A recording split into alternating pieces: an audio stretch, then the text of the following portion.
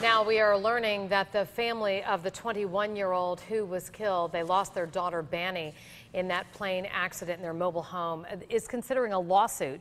News Channel 5's Charlie Keegan joins us now with more on what investigators are expecting to find. Charlie? The NTSB is no longer working at this location, and really there's not a whole lot for them to see. Almost everything has just been burned to a crisp. We were looking through some of the things earlier, and it's just almost falling apart. Really not a whole lot to gain from this. So now investigators are looking at the maintenance records from that plane to find out maybe why it crashed right here. And now we're hearing from people who lived here about the crash and its aftermath.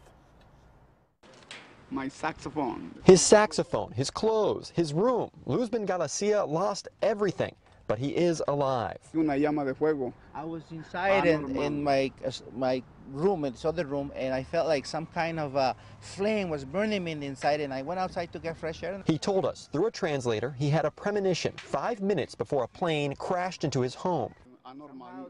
God was sending me a message that I had to get out. I felt that flame inside of me that I was burning. Luzben's niece, Banny Galicia, was asleep inside. She died, her father feeling pain all over. Primero por mi corazón. First for my heart, Por la muerte de mi hija. for the death of my daughter. Luego me duelen mis Hurts bones.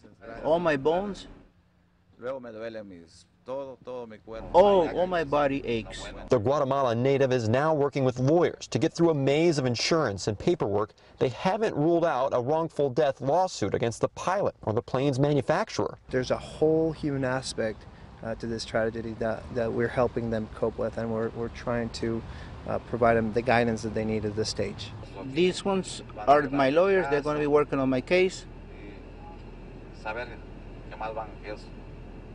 God knows what's going to happen from now on. Pilot of this airplane, Dan Shalloway, and his family, the family of him, not making any comment today. We are told from investigators that it could be months before they figure out why the plane crashed here.